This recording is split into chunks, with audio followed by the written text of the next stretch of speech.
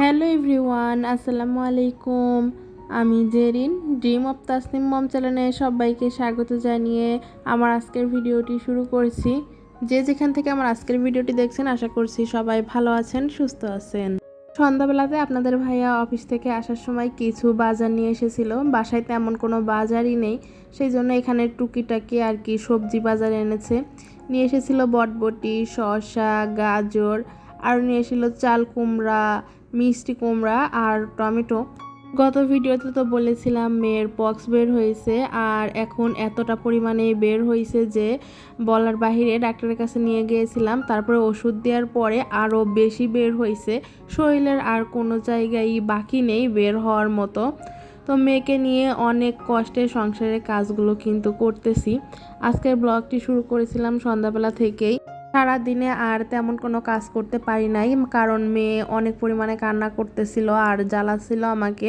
সেই জন্য তেমন কোনো কাজও করি নাই, আর আপনাদের সাথে শেয়ারও করা হয় নাই।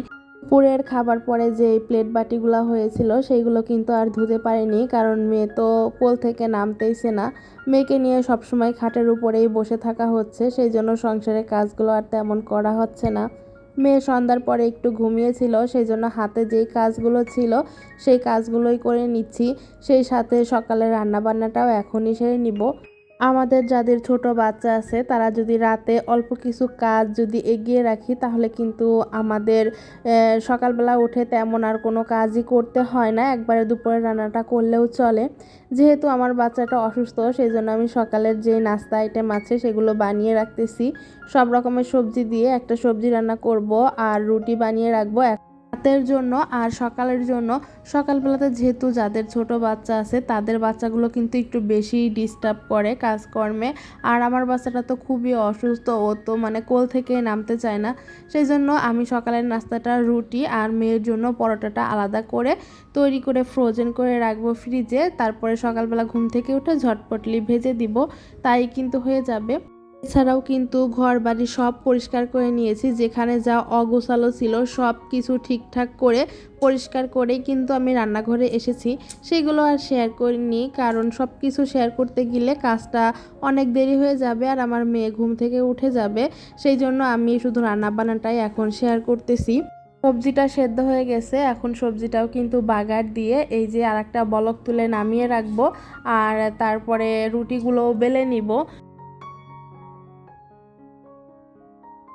আর রুটিও কিন্তু বেশ কিছুই বানাবো, আর মেয়ের জন্য পরোটা বানাবো।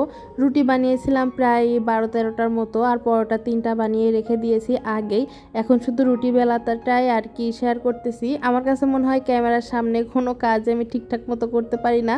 এই কাজটা আমি ভালো পারি, সেই কাজটাও কেন জানি ভালো হয় না। এই রুটি কিন্তু আমি অফ ক্যামেরাতে যখন বেলে নিয়েছিলাম সেখন কিন্তু সবগুলো রুটি পারফেক্ট হয়েছিল, কিন্তু ক্যামেরার সামনে যে রুটিগুলো বেলছি ওই রুটিটাই কেমন যেন আঁকা বাঁকা হয়ে গেছে।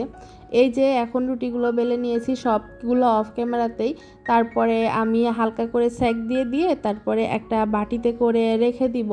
এই যে এই বাটিটাতে করে প্রায় 10টার মতো রুটি রেখে দিয়েছি।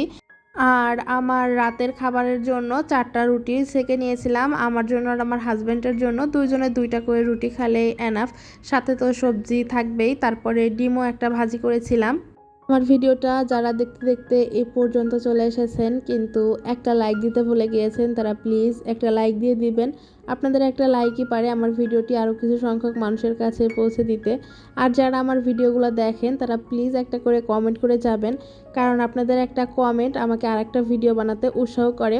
সাবস্ক্রাইবের কথা আমি কখনোই বলবো না, কারণ আপনাদের যদি ভালো লাগে আপনারা আমাকে সাবস্ক্রাইব করবেন, ভালো না লাগলে তো আর করবেন না, সেটা তো আর জোর করে নিতে পারবো না, তাই না?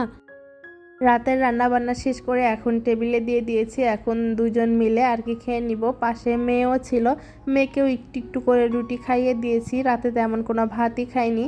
এই যে আমি আজকে আমার রাতের খাবারে খেয়েছিলাম সবজি, রুটি, ডিম ভাজি আর অল্প কিছু বাদাম। যেহেতু ডায়েট করতেছি সেই জন্য তো এগুলো খাওয়াই লাগবে। তো আর এই যে এখন দেখাচ্ছি আমরা ঘুমানোর কিছুক্ষণ আগে এখানে আমাদের ঘরে কিন্তু দেখতে পাচ্ছেন যে নিম পাতা, যাদের পক্স হয় তাদের ঘরে নাকি সবসময় নিম পাতা রাখতে হয়, এতে জীবাণু ঘরে ঢুকতে পারে না আর অন্য কিছু আর কি ঘরে ঢুকতে পারে না, আর যার পক্স হয় তারও কোনো সমস্যা হয় না। এই জিনিসটা আর কি ডাক্তারই রাখতে বলছে, সেই জন্য এই জন্য তাসনিমের আব্বু পুরা বাসার জানালায় যে কয়টা জানালা আছে আর কি সবগুলো জানালাই একটা করে নিম পাতার ডাল ঝুলিয়ে দিয়েছে। তারপরে আমাদের তোশকের নিচেও অনেকগুলা ডাল আর কি বিছিয়ে দিয়েছে। আজকের ভিডিওটা আর খুব বেশি বড় করতে চাচ্ছি না, আজকের ভিডিওটা এই পর্যন্তই। সবাই খুব বেশি ভালো থাকবেন, সুস্থ থাকবেন। দেখা হবে পরবর্তী ভিডিওতে। আল্লাহ হাফেজ, আসসালামু আলাইকুম।